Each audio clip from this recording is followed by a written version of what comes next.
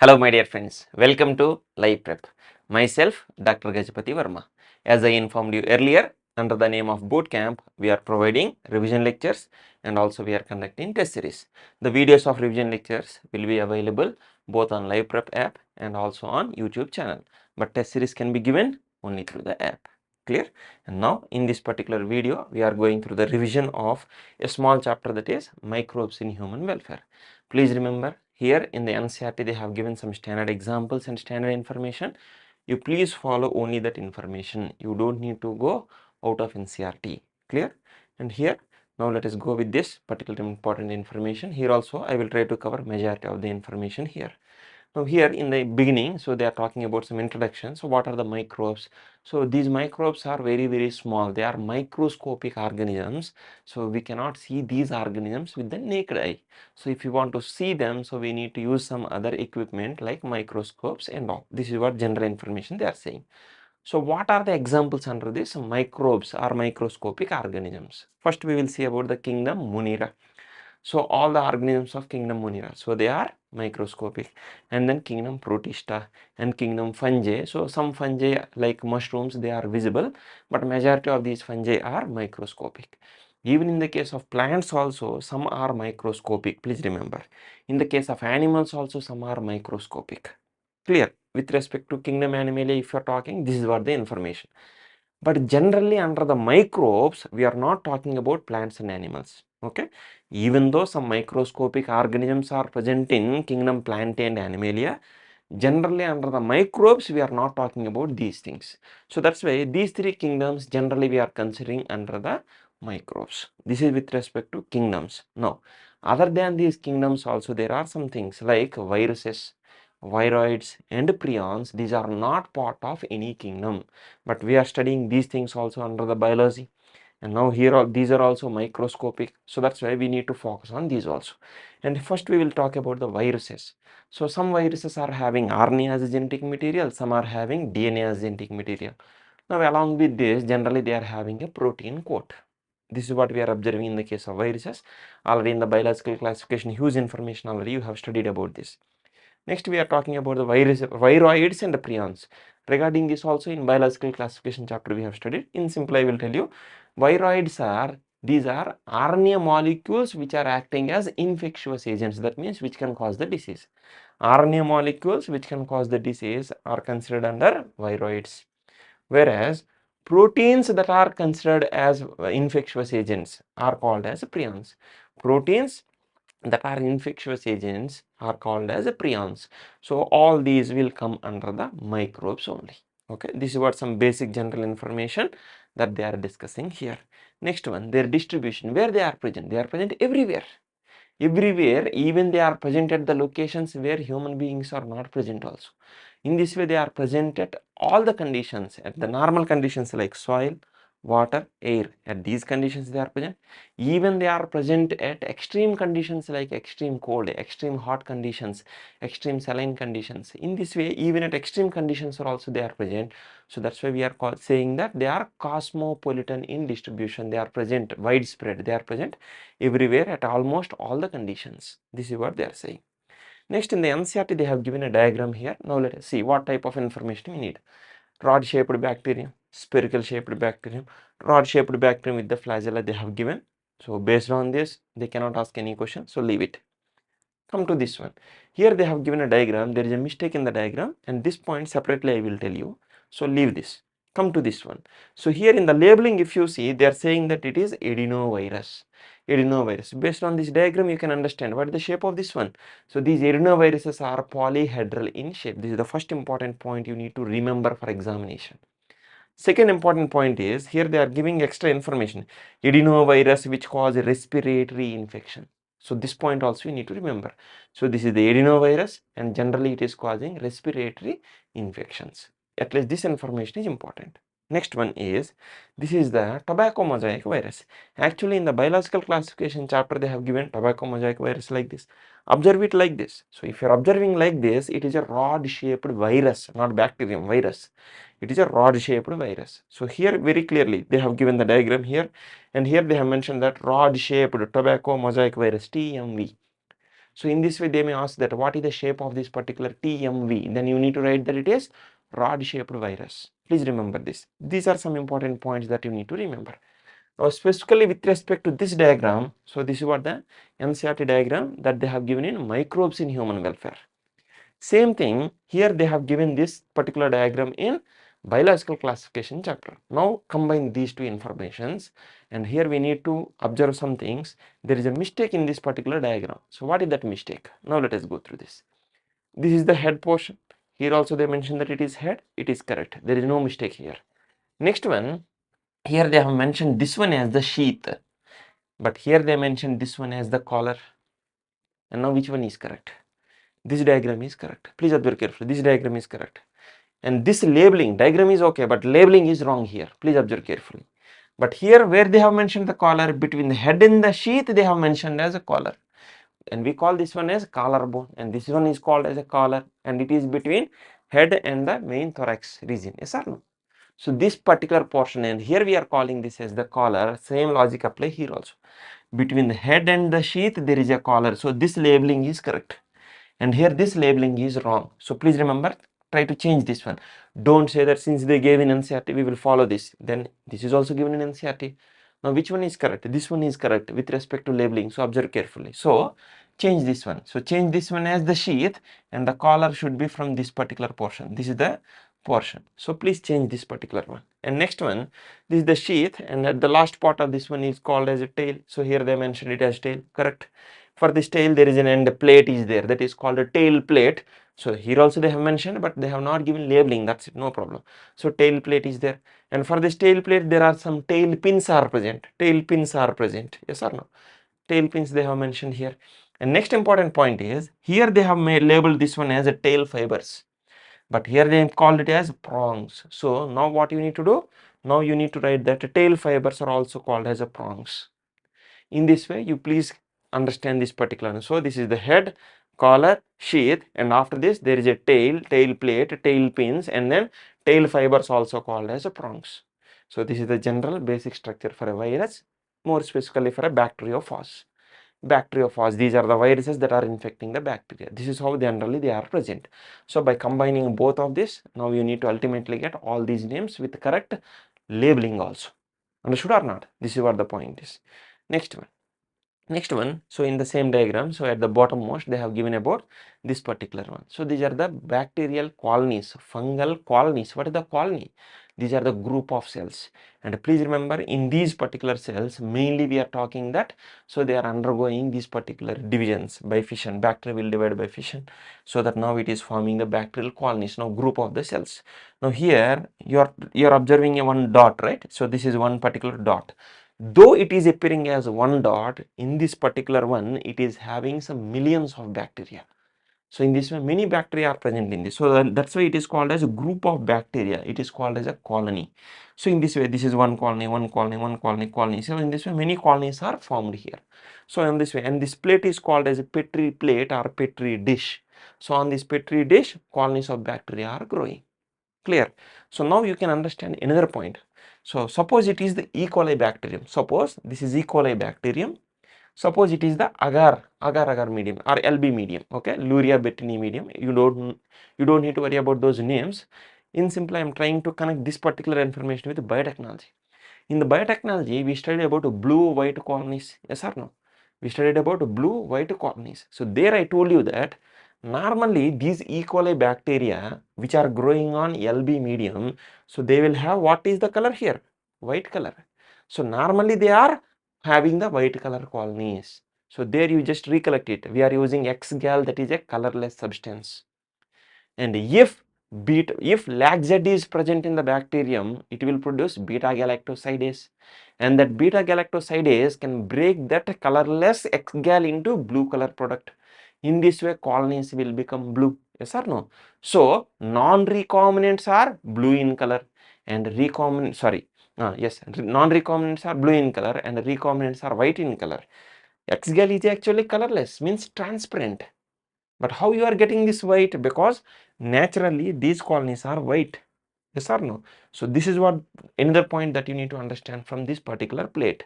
So please observe this carefully. So in this way, these E. coli bacterium growing on LB medium, naturally they are having the white colonies. Naturally they are forming the white colonies here. So in that particular experiment, we are adding the X-gal substrate. So those which are non-recombinant, they are having the X-gal, sorry, they are having the lag-Z. So that's why they are producing beta-galactosidase, so that they are breaking X-gal into blue color product. That's why they are having blue color colonies. So recombinants, they do not have the normal lag-Z because it is split, inactivated due to the insertion of the gene of interest. So that's why it cannot produce beta-galactosidase. So it cannot transform X-gal into blue color product. So it cannot transform, it cannot produce the blue color product. That's why they are having the natural white color. So in this way they are white color colonies. So this logic you need to interlink there.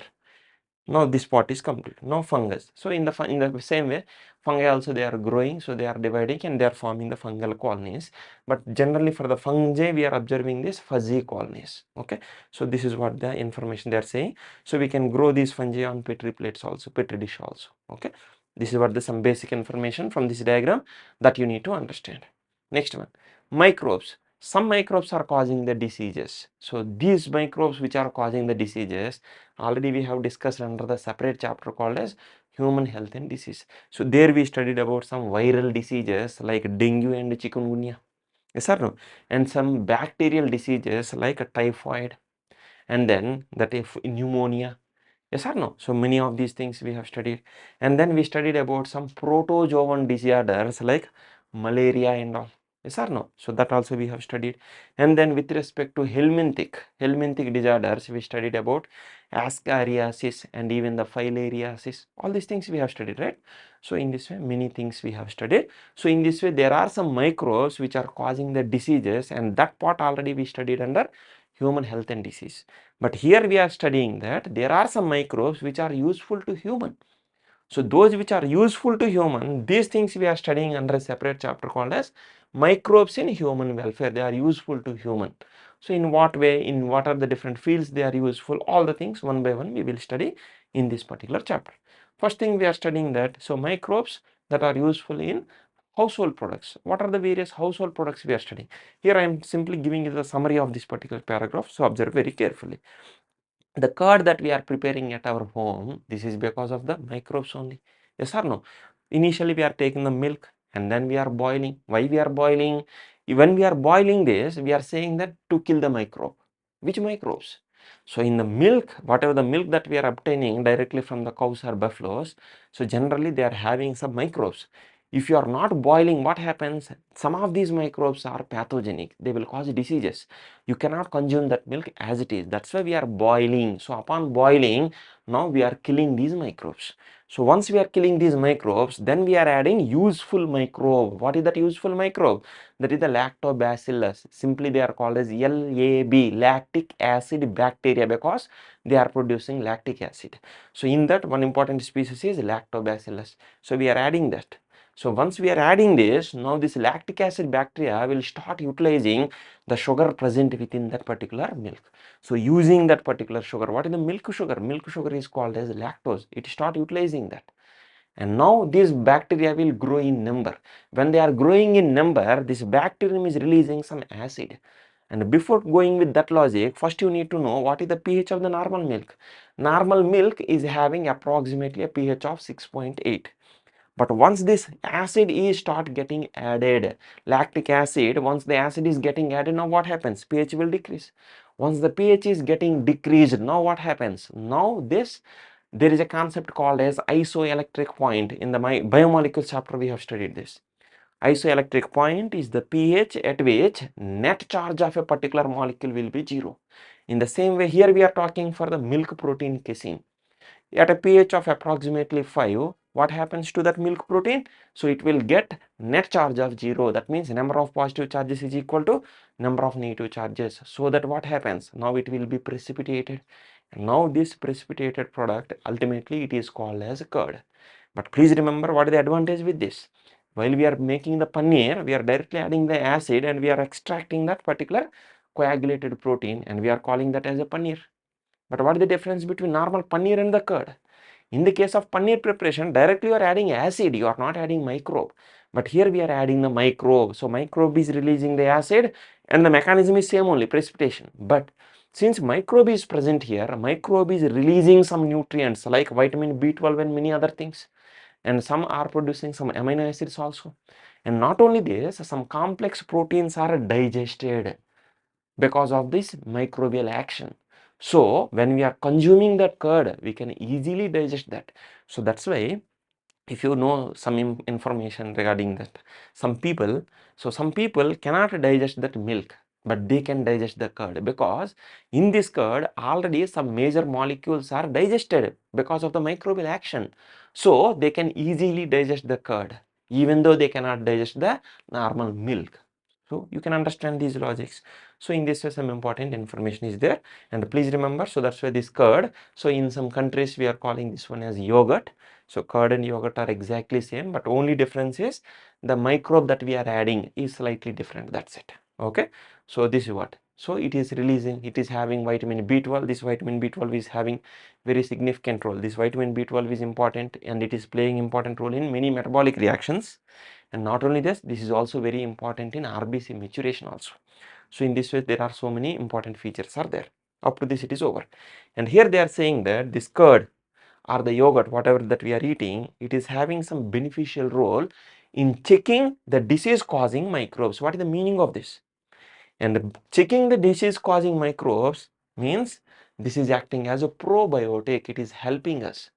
It is helping us in protecting from pathogenic microbes. How it is helping us from pathogenic microbes? Now understand this. We are eating the food, and that food the food that we are eating is passing through digestive system. And see, remember, even though stomach is having the acid, please remember some microbes have the mechanism to escape from that acidic action. That's why they are able to still survive, and they are passing the stomach. And sometimes they are attaching in the stomach also. Some are escaping from the stomach and then they are going into intestine, and there they are trying to attach to intestinal wall, and there they are causing the diseases. But if we are eating this particular curd is having this particular lactobacillus, and this lactobacillus is naturally present in our intestine. So now what happens? There is a competition between the pathogen and the lactobacillus. For what? To occupy the intestine.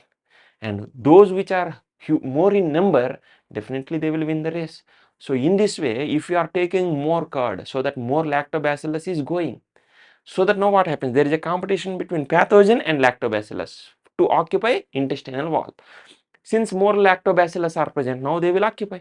So now this pathogen is not having the space, so now it will be eliminated. Please remember. So this is how actually this probiotic treatment, this is a treatment also. So this is how probiotic treatment will be done.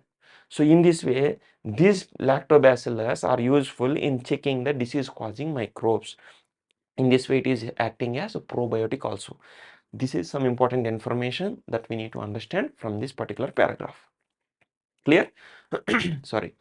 Not only this curd, there are some many other products are also there, like idli and dosa preparation they are saying. So initially, so that generally we are taking that urud dal, and sometimes we are mixing some amount of that rice powder and all we are mixing, and then we are leaving for some time. When you are leaving for some time, like 3 to 4 hours, if you are leaving, you can start observing some bubbles that are formed there. And in that bubbles, so you can observe actually the CO2 formation. And please remember, when we are making this idli and dosas, so for whatever the dough that we are preparing, so we are actually not adding any microbe here. Please understand this point carefully. In these cases, we are not deliberately adding any microbe. But still, when you are leaving it like for few hours, there is a fermentation that is taking place there. Now there is a question here. What is the source of microbes in this particular case? What is the source? It is simply the airborne microbes. You need to write that they are airborne microbes. They are settling there and they are doing the fermentation. So that's why whatever the bubbles that we are observing after 4 to 5 hours, they are actually due to the fermentation that is having the CO2 in it. So this is what that you can say this. Understood? This is what this one. So that's why the puffed up appearance is due to the formation of the CO2. The level is slowly increasing there. Suppose you are leaving it like that, now it will become sour taste because the microbes are keep on growing and they are realizing more and more acids. Now finally, if you are leaving it for several days, now it will be not usable. Okay. So in this way, because some pathogenic bacteria may be growing by meanwhile, So this is what the problem is. So this is what some information that you need to understand. Next one they are talking is regarding the bread. So during this bread preparation, what we are doing? So generally this duff is prepared with the help of from that wheat powder, wheat and all. Yes or no? That wheat we are using as duff. And to this, deliberately we are adding a microbe. That microbe is Saccharomyces cerevisiae. This is called as baker's yeast. And the same yeast is also called as brewer's yeast because it is also used for ethanol production. So we are adding this Saccharomyces cerevisiae and we are leaving for some time. Then what happens? Now this Saccharomyces cerevisiae, it is doing the fermentation anaerobic process. So in the glycolysis we know that glucose is converted to pyruvic acid. After the pyruvic acid, in the anaerobic conditions, what happens? Now this particular yeast, it is converting the pyruvic acid into ethanol plus CO2. Please remember, ethanol plus CO2 is produced in this duff. And now this we are keeping in the pans, and then these pans we are keeping in that oven, and at high temperature like 200 degrees centigrade we are baking it. We are baking at high temperature like 200 degrees centigrade. Now what happens at this case? Ethanol will be evaporated. At the temperature of 200 degrees centigrade, what happens? Now this ethanol will be evaporated and the CO2 is also getting evaporated. So when CO2 is getting evaporated, it will leave some pores within that bread. That's why the gaps or pores that are present within the bread are due to CO2. That's what we are saying. And even though you are using Saccharomyces cerevisiae, even though ethanol production is taking place, whatever the bread that we are eating, that does not contain ethanol, because when we are baking, this ethanol will be evaporated. In this also some logical questions can be asked in relation with the chemistry. So please understand this. This is what one thing. Next one is regarding the toddy. Actually it is like a sap that is obtained from the plants, mainly from the palm trees. So we are getting this particular sap, and upon fermentation now it is called as the toddy, and this toddy can be drink. It can be taken directly. Okay, but please remember, so this is, some people say that this is healthy, but please remember it is also having some alcohol content. Please remember, my suggestion is any product that is having the alcohol content, please try to avoid it, because one day you may feel that already under that health and diseases we have discussed about this. Initially when you are starting this, you feel that it is okay, fine, but later on it may lead to addiction and all. Okay, so please remember this. So don't go into that addiction concept. Okay, leave it. Next one is, here they are saying that for the preparation of different types of dishes, some people in the different countries of the world, they are using the fermented products like fermented fish, soybean, bamboo, all these things they are using. So in this way also we can do the fermentation. Nice. Next one is regarding the cheese. So cheese and curd preparation are almost same. And in the case of cheese also we are doing the same precipitation, but here please remember, here the thing is the type of microbe that we are using here. So that will decide, that will give a particular flavor and taste to that particular cheese. So in this way, exact mechanism we are not going into it, but here what is the type of microbe that we are using? Based on the type of microbe that we are using, what is the name of that particular cheese? So here mainly during the ripening stage of this particular cheese, we are using some particular microbes. If Propionibacterium shermani is used, this particular cheese will be called as Swiss cheese. And in the case of this Swiss cheese also we are observing the large holes, and once again these holes are due to CO2 production. Clear? This is one point. And there is a different other type of cheese that is called as a Roquefort cheese. And in the case of Roquefort cheese, we are using a fungus that is called Penicillium roqueforti. So please observe carefully. For the Swiss cheese preparation, we are using bacterium, that is Propionibacterium shermani. But for the Roquefort cheese, we are not using bacterium, we are using a fungus that is called Penicillium roqueforti. So this is what the name is. In the NCERT, simply they gave the name fungus, that's it. But they have not given the scientific name. Scientific name is Penicillium roqueforti. At least this basic information from the NCERT you need to remember. Clear? This is what the information is. Saccharomyces cerevisiae, this is called as baker's yeast. It is also called as a brewer's yeast. Actually, it is a fungus. It is used for both bread preparation and also for alcohol preparation. If it is used for bread preparation, it is called as a baker's yeast. If it is used for alcohol production, it is called as a brewer's yeast. That's it. Okay, next one. Propionibacterium shermani is a bacterium that is used for production of Swiss cheese. And Penicillium roqueforti is a fungus that is used for Roquefort cheese preparation. Clear? At least this summary also you need to remember. Clear. Next one. So with that, use of microbes in household products is completed. Now we are going with use of microbes in industrial products. Different types of industrial products are there. Alcohol, antibiotics, some various types of some acids, chemicals and all, and many other types of some other products also we are using. So now we will go through this particular one. And when we are going with this large scale production, generally we are using some large tanks, and these tanks are generally called as bioreactors or fermenters. Why we are using the term fermenter? Because initially, so they used to do the fermentation, anaerobic process. But nowadays, even we are doing aerobic reactions also, but still we are calling them as fermenters or bioreactors. Is it clear? So in this way, we are using these large tanks. First, we will talk about this particular alcohol production. In the case of alcohol production, we are using the yeast, once again, the same yeast, that is Saccharomyces cerevisiae, that is also called as baker's yeast and also called as brewer's yeast. And how it is able to produce the alcohol? Glucose to pyruvic acid, glycolysis pathway, and after this pyruvic acid, this Saccharomyces cerevisiae will convert this particular pyruvic acid into ethanol, C2H5OH, and then CO2. Understood or not? So ethanol and then CO2, and that ethanol we are collecting, and this is what we are doing in the case of brewing industry. So that's why it is called as brewer's yeast. And here also, this is also a fermentation process. In the natural fermentation process, you need to understand this point here. Because some of these products are produced with distillation, some are produced just in the fermentation, that means without a distillation. Without a distillation, directly in the fermentation, we are getting some of the products, and some products we can get only by distillation. Why we are going for distillation? Logic you need to understand, that's it. In simple, I will try to explain you, so please try to understand this. In the normal fermentation process, the maximum percentage of alcohol that can be produced is 12 to 15% only. Please understand this. 12 to 15% only is the maximum quantity of alcohol that can be produced in a reaction. Because if the percentage is going beyond, now this alcohol itself will stop the microbial growth. That means fungal growth will be restricted. So that's why you cannot get more than 12 to 15% in a normal fermentation. So the maximum percentage we are getting is the 12 to 15%. So those which are less than 12 to 15% directly we can get from the fermentation, and for that distillation is not required. And here they have given some examples like wine and beer. Wine and beer are produced without distillation. Directly in the fermentation we can get it because the percentage of alcohol is less. That's why these can be produced without distillation. But those which are having higher percentage, that means more than 15%, but generally these are having more than 35 to 40%. So how you can get this? Can you get directly this percentage in the fermentation? No.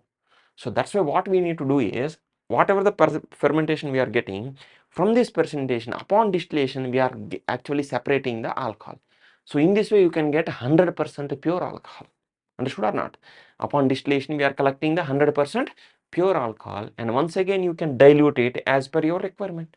If you want 40%, accordingly you can dilute it. So in this way we are preparing these things, but ultimately these are produced by distillation. So that's why upon distillation we are able to produce this. So out of this, in the answer they have given 3 names, so please remember this: brandy, whiskey, rum. So this is what the sentence is. Wine and beer are produced without distillation because they are having very less percentage, and that percentage can be obtained directly by fermentation. Okay, whereas whiskey, brandy and rum are produced by distillation of the fermented broth because they are having high percentage, and you cannot get that high percentage directly in the fermentation. So from the fermentation you need to go for distillation process. There you need to collect that 100% pure alcohol, and then again you can dilute it as per your requirement. So in this way we are producing. So it needs distillation. So this is one important logical and technical step. At least remember this particular process. That's it. This is some basic information that they are talking here. So generally these are having higher percentage, simply higher percentage of alcohol. That's it.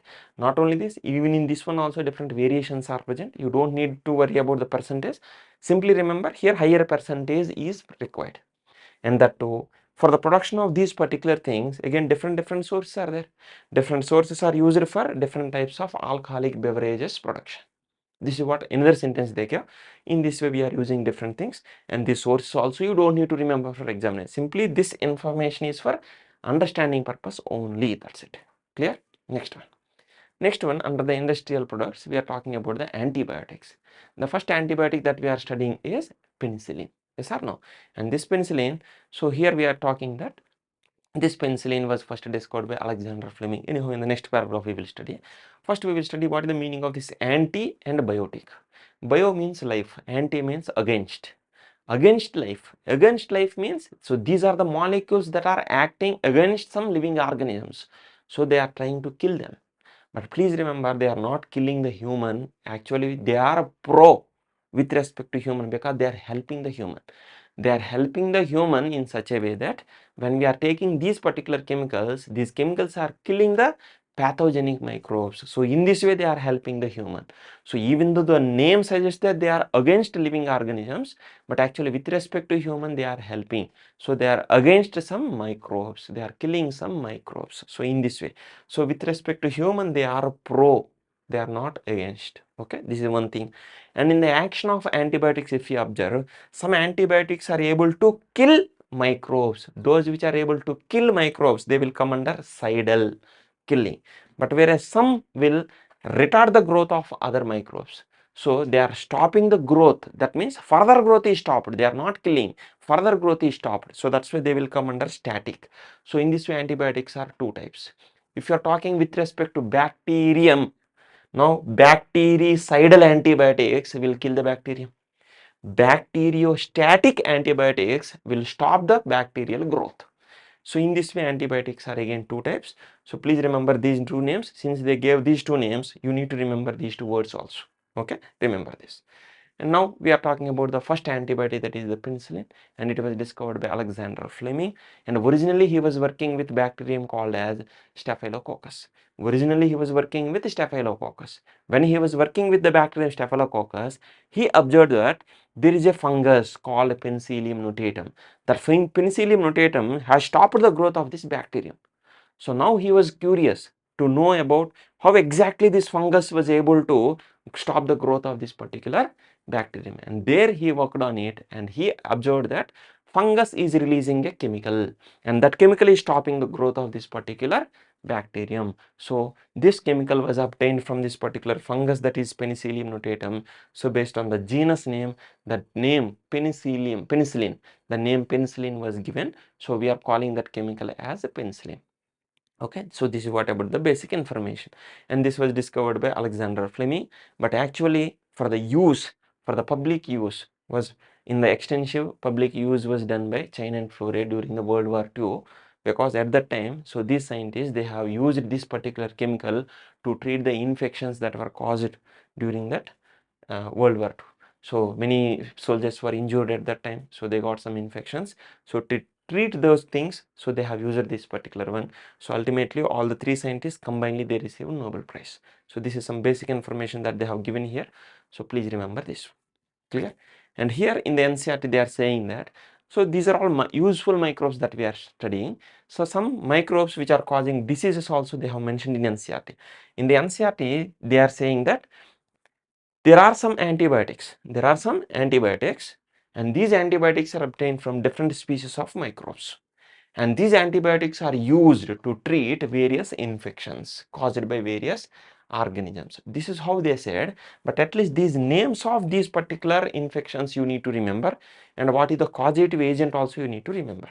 First one, plague. It is caused by Yersinia pestis, and regarding this we have studied in health and diseases also. Next one, whooping cough. It is also called as pertussis, and in Hindi we call it as Kali Khansi, and it is actually caused by Bordetella pertussis. Okay, next one, diphtheria. It is called as Galgoto, and it is caused by Corynebacterium diphtheria. And leprosy is called as a Kushtrok, and it is caused by Mycobacterium leprae. And here what actually they are saying is there are various diseases caused by various organisms, and we can control these organisms with the help of various antibiotics. In this sense they have actually given in NCERT, and you don't need to remember this particular table. This is not needed, but this table is important for examination. You should compulsorily remember this, because these names, disease name and causative agent name, again it can be linked with human health and disease chapter. So compulsorily you should remember this particular information. Clear? Next one, under the industry we are studying about other things like chemicals. chemicals, enzymes and some other bioactive elements. First we will talk about some chemicals and all. What are the chemicals? Different types of acids are produced at the industrial level from the microbes. So here Aspergillus niger is a fungus that is used for citric acid production. You need to remember this as it is, okay? And Acetobacter acetae is a bacterium that is used for acetic acid production. Clostridium butylicum is a bacterium that is used for butyric acid production. Lactobacillus is a bacterium that is used for lactic acid production. So this is some important information that you need to remember. Next one in the NCERT in the form of paragraph they have given, but I have segregated it like this so that you can easily remember this. And there once again they are saying that Saccharomyces cerevisiae, so that is used for both ethanol and bread production. Next one, lipases. Lipases are lipases, these are the enzymes. So in the heading they are saying enzymes. So these are some enzymes that are obtained from some microbes, but here name of microbe was not given here. Simply they have given the function. And these lipases, so these are used in the detergent powders. Along with the detergent powders, these lipases are added. So what is the use of this? So they are useful for breakdown of the oily stains so that they can be easily removed from the laundry clothes. From the clothes, these oily stains can be easily removed when they are used in the detergent powders. That's what the use of these enzymes. But the name of microbes was not given here. Pectinases and proteases, these are also obtained from some microbes. Name was not given, so don't worry about that. And what is the use of this? Pectinases, they will break down the pectins. Proteases, they will break down the proteins. See, here they are saying that they are used to clarify the juices that we are using in the bottles. See, generally if we are preparing the juices at our home in the using that mixer grinder and the juicers if you are using, so generally they are very thick, okay? But whatever the juices we are purchasing in the market in the form of bottles, so generally they are very thin, yes or no? How they are able to get that much of thinness? It is because of use of these enzymes. When these enzymes are added to these juices, what happens? Now these pectins and proteins will be digested. So instead of becoming thick, now they will become very thin. So that's why it is called as a clarification. So that's why bottled juices are clarified with the help of these enzymes. Here also microbe name was not given, so you don't need to worry about this. Next one, streptokinase enzyme.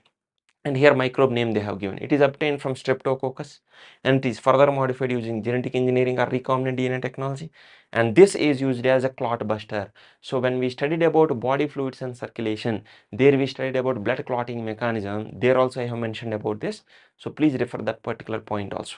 So clot buster, what actually it will do? It will digest, it will break the fibrin blood clot. Blood clot is ultimately what? Fibrin clot, yes or no? So it is acting as fibrinolysin. It will help in the lysis breakdown of fibrin so that blood clots will be removed. So that's why, so this is injected, this particular enzyme is injected for the patients who have undergone myocardial infarction that is leading to heart attack. So due to blockage of some blood vessel, so some minute or minor blood vessels, if they are blocked because of this blood clots, now we need to remove the blood clot, then only blood circulation will become normal.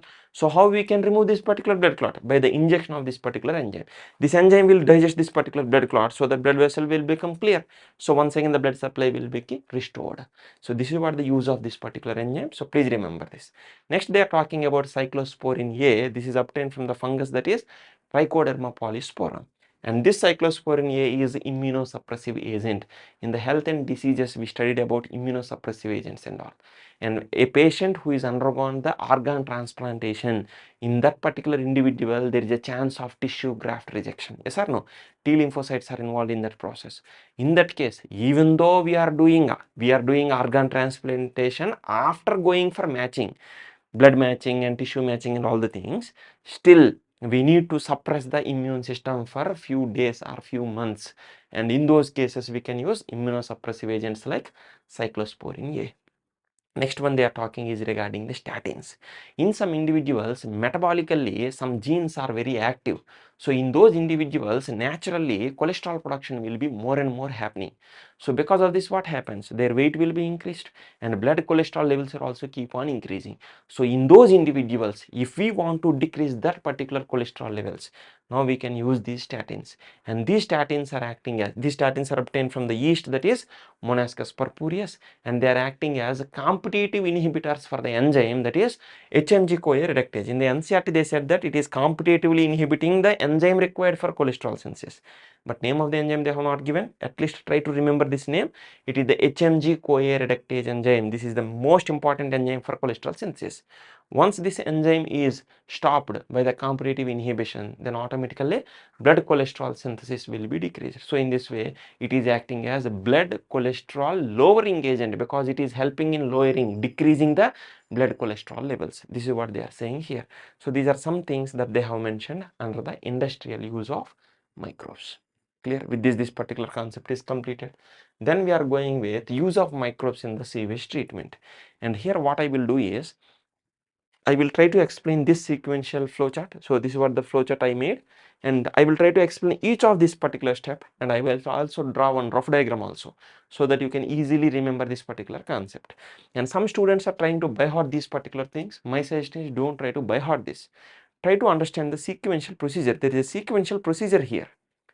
Sequentially we are doing all these things. So if you are able to understand the sequential process, then it will be very easy for you. Clear? And anyhow, I can explain you that entire process, but again you may not be able to link up with these things. So what I will do is, I will read this particular one and then I will explain you on the board, so that it will be easy for you. Clear? Now we will go with the concept here.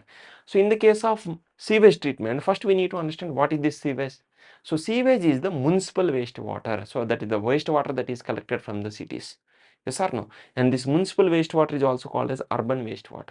And in this wastewater mainly two important things are there. One is organic matter, other one is the microbes. So what are the problem here? If you know the problem, so then you will know what to do for this particular one. So what to do for the rectification of this particular one. So please observe carefully. In this wastewater, it is having more and more organic matter and more microbes.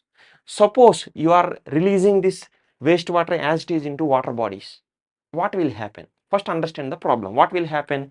First thing, since it is having more and more organic matter, it may lead to eutrophication, so that the health of that water body will be spoiled. That is one thing. So that's why what is our aim? That's why our aim is to reduce the organic matter. So before we are releasing into water body, first we need to reduce the organic matter. This is the first thing. Second thing, this wastewater is having microbes. It is having so many pathogenic microbes also. So since so many pathogenic microbes are there, if you are releasing them as it is into water body, so in the water body there are so many plants and animals, and they may die because of this. So ultimately that water body will be spoiled. So that's why what is the second aim? So these microbes should be removed. So now once again I am giving the summary. This sewage water or the wastewater is having more organic matter and pathogenic microbes. So we have two aims. What are the two aims? First one is to reduce the organic matter before releasing into water body. Second one is to remove these microbes. Understood or not? So these are the two things. So in all these steps, ultimately we are doing these two things. That's what you need to understand. And here in this particular sewage treatment plant, we are using some useful microbes. To do these particular things, also we are using once again microbes. And what type of microbes? Autotrophic or heterotrophic? Heterotrophic microbes.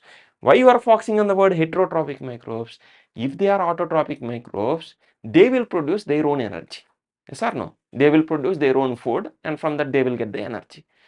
But here our aim is we need to use heterotrophic. Heterotrophic organisms will use organic matter present in sewage water. So once they are start utilizing organic matter present in the sewage water, then what happens? After some time, organic matter content will be decreased. And this is how we are using heterotrophic microbes to decrease the organic matter. This is what. And separately we are using some other microbes to kill these. So in a sequential process we will go through this, and for this particular things we need to establish STPs, sewage treatment plants. Okay, in these sewage treatment plants we are doing all these things, and in these steps of this particular sewage treatment there are actually two stages are there. What are these two stages? First one is the physical treatment. First one is the physical treatment. Second one is the biological treatment. It is also called as secondary treatment. First one means primary treatment is the physical treatment, and secondary treatment is the biological treatment. So we will go sequentially. First we will focus on the primary treatment. In the primary treatment, what actually we are doing? First, we need to collect the municipal or the sewage wastewater into the sewage treatment plant. Okay. So now what I will do is I will read each and every step, and correspondingly I will make a rough diagram here. Suppose we are collecting this sewage water sewage wastewater into the sewage treatment plant. So in the sewage treatment plant, what are these steps that we will see here? What we are doing? Sequential filtration to remove the floating debris. First, what you need to do? Sequential filtration. Now here we are keeping some filters. Okay. Here we are keeping the filters. That to sequential filtration means what? First you need to keep the filters having the large holes, so that what happens? Floating debris, large sized molecules, now they will be separated and remaining fluid is coming here.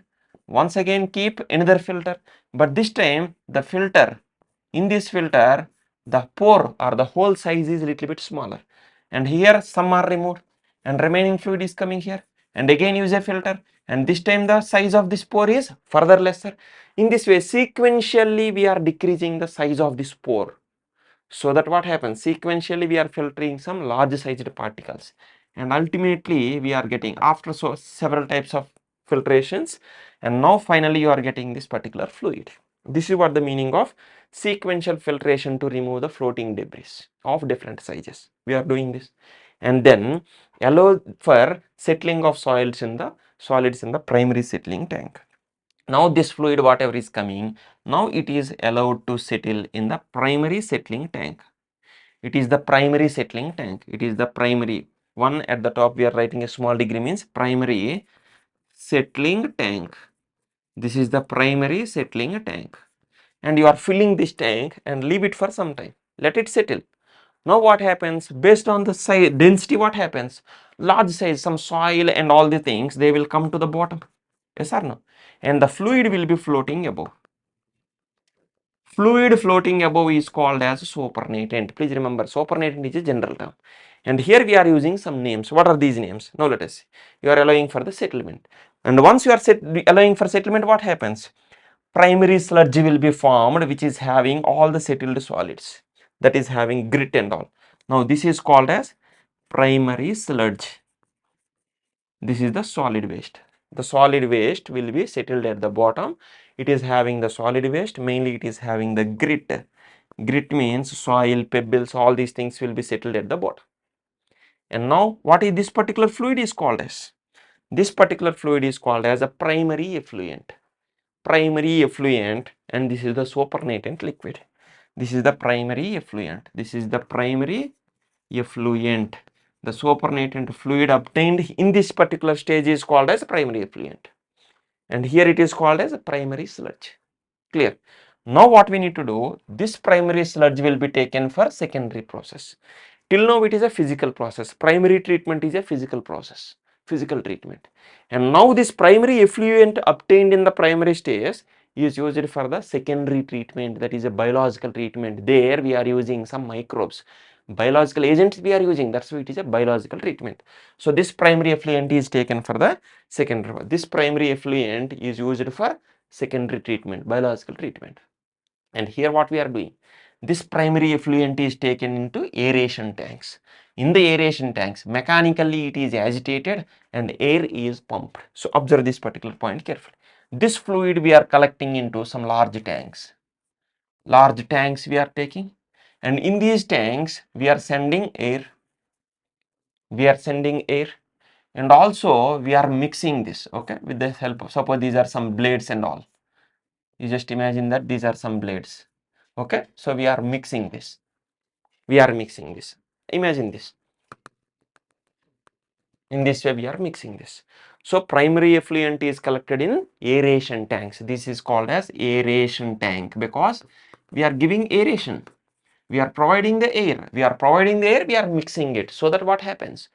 Aerobic microbes will grow in this. Yes or no? You are providing air. Why you are providing air? So that aerobic microbes will grow in this.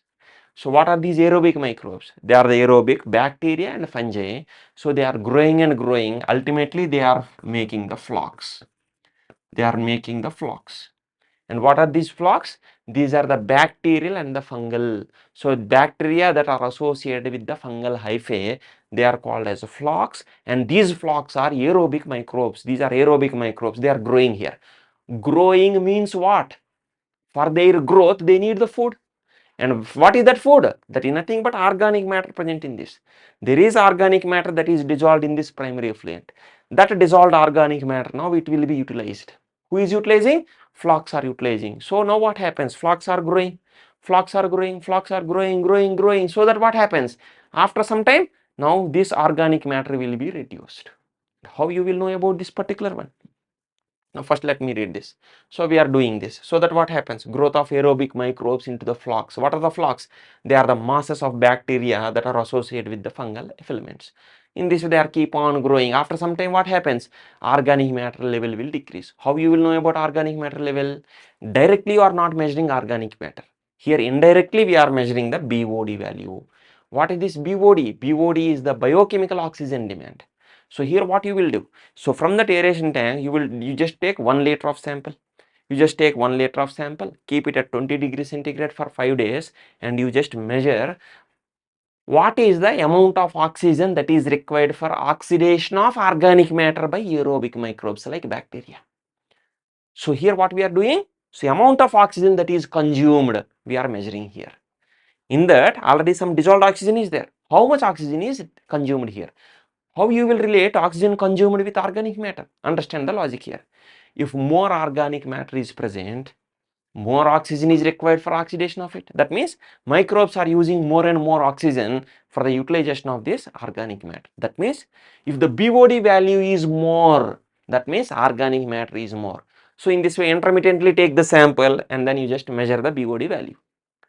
Once BOD value is reduced means what? Organic matter content is reduced. So in this way, until the organic matter is reduced, that means until the BOD is reduced to a particular level, you need to let them grow. Let them grow, let them grow. In this way, those flocks are utilizing the organic matter so that now their number is increasing. Flocks number is increasing means organic matter is decreasing. This is one of the first, or out of the two aims, one aim is to reduce organic matter. This is what we are doing. In this way, let it grow until the BOD is reduced significantly. BOD reduced significantly means what? Organic matter is reduced significantly. Until then, we need to do it. Once organic matter is reduced, first aim is achieved. But you cannot directly release because it is also having microbes. So directly you cannot release. You need to separate this. How you are doing? Now, once until this it is happening in that aeration tanks. And now what you are doing? Now you need to send this into settling tank, secondary settling tank. We are sending into secondary settling tank. So now what we are doing? Now after growing here, now here BOD reduced means organic matter level is reduced. Now you need to send it to secondary settling tank. Now it is secondary settling tank. In the secondary settling tank, you need to fill it and leave it for some time. Don't disturb it. Leave it. Let it settle. Now what happens? All these flocks, now they are having high density. Now flocks will settle at the bottom. Please observe this carefully. What are these flocks? Microbes. Now they got separated. And now there is a fluid, supernatant fluid. Now this supernatant fluid is called as secondary effluent. This is the secondary effluent, and you can also call this as a treated water. This is the treated water. This is the treated water. Yes or no? Initially we are getting untreated water. We want to treat it. Now it got treated. Now you can release this. Now this is released into water body. You can release this into water body. Observed or not? This is what we are doing. So in this way, from that sewage. So what are two aims? One is to reduce the organic matter. Second one is to remove the microbes. So first what we did? So in the aeration tanks, with the growth of these flocks, organic matter got decreased. And then because of this settling, what happens? Microbes got separated from this. So both of them we did. And now this secondary effluent, this is called treated water. Now you can release this into some water bodies like streams, canals or lakes, whatever it is. And sometimes here also they are adding tertiary treatment. In the tertiary treatment they will add some chemicals so that if any microbes, pathogenic microbes are remained here, they will also die because of those chemicals. But in NCERT they did not talk about the tertiary treatment, so leave it. Now this treated water can be released into water bodies. Clear? And now what is the second aim? Now these separated microbes, we need to kill them. We need to kill them. Now this particular is called as secondary sludge. You can call this one as secondary sludge, but in NCERT they gave a word called as activated sludge. Activated sludge. Please observe carefully. What is this activated sludge? Activated sludge is having microbes. So Activated sludge is having aerobic microbes. Activated sludge is having aerobic microbes. Observe carefully. And now what is our aim? This side, this effluent is released into water body. Okay. Now our aim is to kill this. Before killing, what we are doing, some small amount of this particular one, small amount of this particular flux, again we can use it for inoculum, as inoculum for second round, another round. In the next round we are getting the sewage water, right? And here also we need to add some aerobic microbes. Some small amount of this we can add here, so that let them grow. So once again they will decrease the organic matter there. In this way, small amount is used as inoculum for another round in the aeration tanks. But the remaining we need to take it in anaerobic digester. This is the anaerobic digester. Please remember this. We are taking this in anaerobic digester. Anaerobic conditions we are maintaining. It is the sludge digester. We are digesting the sludge. Understood or not? So this activated sludge, which is having aerobic microbes, we are taking in anaerobic sludge digester. So in this sludge digester, we are maintaining anaerobic conditions. Now you just observe carefully. Aerobic bacteria, when you are taking in the anaerobic conditions, can they survive? No, they will die. They will die. So in this way you are killing them. You are killing them. Not just you are killing by keeping them in anaerobic conditions. And here what happens is anaerobic bacteria will grow here. Anaerobic bacteria will grow here. And what this anaerobic bacteria will do? They will digest these aerobic microbes. Aerobic microbes will die, first thing. Second thing, these anaerobic bacteria, they will use this flux as organic matter. And then they will start digesting them. They will start digesting them, so that now what happens? They will release some gas here, and this gas is called as biogas. And whatever is the solid waste is there, that is used as fertilizer.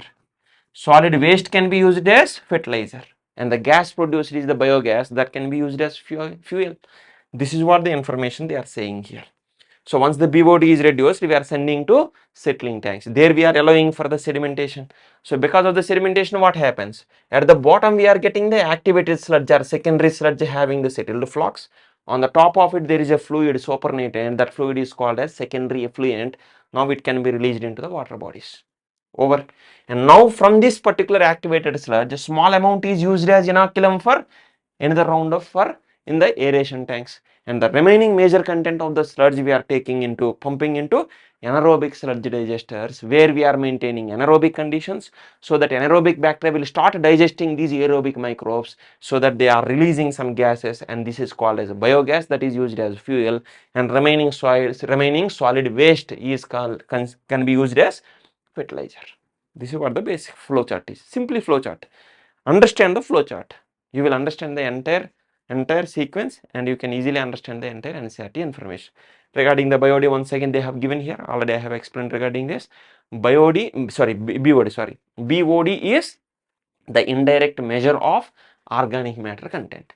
Directly you are measuring the amount of oxygen that is required for oxidation of organic matter by the aerobic microbes present in 1 liter of sample. We are keeping at 20 degrees centigrade for 5 days. This is the technical detail, but even though you don't remember this, at least basic information you just remember this. If more organic matter is present, more oxygen is required, that means BOD is more. So more BOD means more organic matter is there, that means it is more pollutant. If less BOD is there, that means less organic matter, it is less pollutant. So in this way we can understand this. So in this way sometimes they can connect these particular things. The incoming sewage is having more BOD, whereas the secondary effluent is having the least BOD. Yes or no? This is having maximum BOD value because it is having maximum organic matter content. It is having less BOD because it is having very less organic matter. In this way also they will ask you to arrange these things in a particular order also. So that's why understand the concept carefully. Okay. And please remember, for the sewage treatment plant we are using some aerobic microbes, flux, right? So till now there is no technology that is able to replace these particular microbes. So that's why, so in the world, in any of these sewage treatment plants, we are still dependent on these particular microbes. No technology is able to efficiently replace these microbial things. Clear? This is what. And next one. So here the Ministry of Environment and Forest, they have started some river action plans.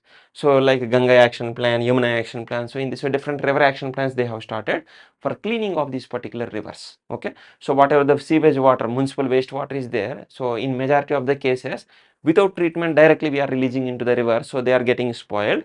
So that's why they are started establishing these particular sewage treatment plants, so that they are treating this water first and then they are trying to release it into the water bodies, so that the damage to these particular rivers can be decreased. This is what the aim of these particular river action plans.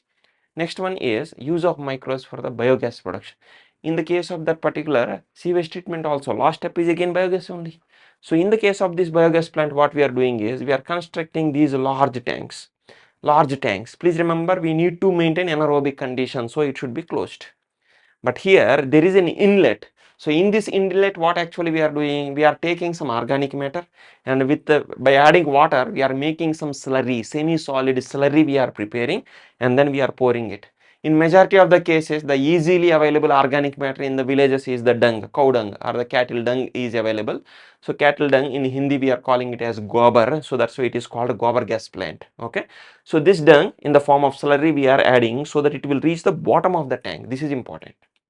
So we are loading it to the bottom of the tank, and here it is a closed one. Here also we are closing it after adding this. So now what happens? Anaerobic conditions will be maintained here. So because of these anaerobic conditions, what happens?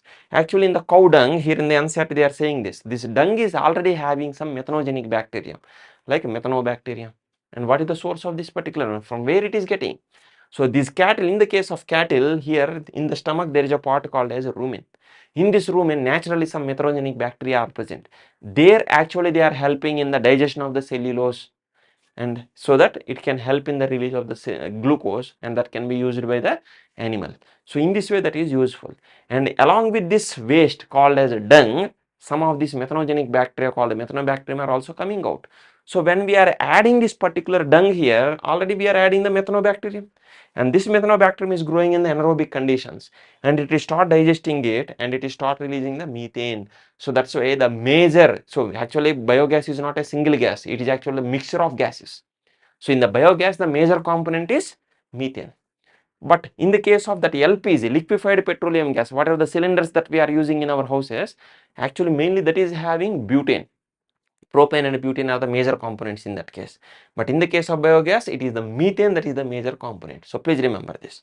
So here what happens? So this anaerobic bacteria like methanobacterium, they are start digesting this particular organic waste, and they are releasing the gases like methane, CO2, H2S. Again, depending on the type of microbe, and different components may be present, but major component will be the methane. And now it will be collected at the top, this floating tank. In this one it will be collected. So here we will take a pipe, and there will be a regulator here. So by opening this we can connect it, and now from this it will be released, and now we can connect it to stoves and all. So in this way we can use this as a fuel. But the remaining, the digested solid will be keep on coming to the top. Slowly it is coming, so that now it will be collected through a separate outlet. So here through this particular one, the sludge, the digested sludge can be collected, and that can be used as fertilizer. So in this way, this particular biogas plant will be established. Clear? So this is what some basic information that they have given here. And this biogas is also called as gobar gas, because mainly we are using the dung here. Is it clear? And in India, these biogas plants were mainly established with the help of IARI and KVIC. Full forms also very important. What is the IARI? Indian Agricultural Research Institute, and KVIC is Khadi and Village Industries Commission. So these are the two organizations that have helped in establishing this particular technology in India. Clear? Next one is microbes as biocontrol agents. Here also some information they have given. So simply we can read and understand. Here initially they are talking about chemical farming here. In the case of chemical farming, mainly we are using chemical pesticides and chemical fertilizers. So they not only cause the pollution, and even the products are also getting polluted with these chemicals. So that's why they are not good for our health. This is the first point they are discussing. Second point they are discussing is about the organic farming. So that's why the better alternative is organic farming. In the case of organic farming, we are using biofertilizers, biopesticides and all. Yes or no? So that the crop, whatever that is going, that will be growing healthy, and also the products that we are getting are also healthy. Yes or no? So this is what they are saying here. But the major problem you need to understand is, even though organic farming is good, productivity is very, very less. This is what the problem is. Clear? But anyhow, here we are not discussing about the problem. This problem we are discussing in biotechnology applications. That's why we are talking about the genetically modified crops in that particular chapter. Clear? In the case of organic farming, our aim is, what is for an organic farmer, the aim is not to completely eradicate a particular pest. Suppose there is a pest that is causing damage to the crop. Our aim is not to completely eradicate that. What happens if you are completely eradicating a particular species? The problem is, so actually there are some many food chains and food webs. In the food chains, what happens? This is dependent on this, this is dependent on this, this is dependent on this. In this way, there is a sequence. Suppose you are removing a particular species, now this entire chain will be affected. Even though this one is causing problem, maybe this is useful to us. If this is not there, this also will die. Yes or no? In this way, what happens? Complete elimination of a particular species may cause the elimination of some useful organisms also. That's why for the organic farmer, aim is not to completely eradicate a species. Our aim is to keep it at manageable level. So already in the ecology we say that predators are prudent, they are very wise. They will never eliminate their prey completely, because if the prey is completely eliminated, predator also will die. So in this way, here also they are saying that do the same thing. Keep them at the manageable level so that everything will be under the balanced level. This is what they are saying here. Clear? So in this way, if we want to develop a particular system there, so if we want to control a particular pest there, first we need to understand that particular ecosystem. So in that ecosystem, we need to understand that what are the available predators there. So if you can grow those particular, or if you can introduce those particular predators there, now we can they will easily control that particular prey. In this way, that pest will be controlled. So in this way, we can use some biological agents to control some damaging, means some pests or some those which are causing damage to us. So damage to us, damage to crops. So these things we can easily control. So in this way, we are using some biological agents for controlling some other things. That's why these are called as biocontrol agents. And in the NCERT they have given some examples. See, these aphids, these are the aphids. They are actually generally they are sucking more and more plant sap, so that they are causing decreased productivity. So instead of spraying some chemicals, if you spray chemicals, they will die, but it will unnecessarily pollute the environment. So instead of using the chemicals, we can use their predator. Who is the predator for the aphids? Ladybird beetle. Simply introduce this ladybird beetle. Now this ladybird beetle will eat these aphids and it will control the population. So problem will be solved. So in this way, ladybird beetle is used to control the aphids. Next, another example. Dragonflies are used to control the mosquitoes. Please remember, in the case of dragonfly, so dragonfly is also having some larval stages and nymph stages. So larval stages of dragonflies, they will eat larvae of mosquito, and the adult dragonflies, they will eat the adult mosquitoes. In this way, we can easily control the mosquitoes, so that we can control so many diseases. In the human health and diseases, we studied that mosquitoes are the major dangers, right? They are acting as vectors for several types of diseases. So if you are able to control the mosquitoes, you can easily control many of the diseases. So to control the mosquitoes, use these particular dragonflies. In this way, they are using predators to control corresponding prey. Understood or not? Next one here, Bacillus thuringiensis. So already regarding this we studied. This is the bacterium. So these bacterial spores we can spray on the plants. And whenever insect is eating that particular one, these spores will go into the insect, and in the insect now these bacteria will develop, and then they will produce that crystalline CRY, cry protein, cry toxin, so that they will kill the insect. In this way, you can use this particular Bacillus thuringiensis spores to control a particular insect. Yes or no? And next one is regarding trichoderma. It is a fungus. So when we are using this fungus, it will form the mycorrhiza. Mycorrhiza means, myco means fungal, rhiza means root. Fungal association with the roots. Now it will form an association with the roots. So it will surround the roots, so that pathogens cannot directly have access to the root. So in this way, this mycorrhiza is protecting the plant roots from so many diseases. This is one thing.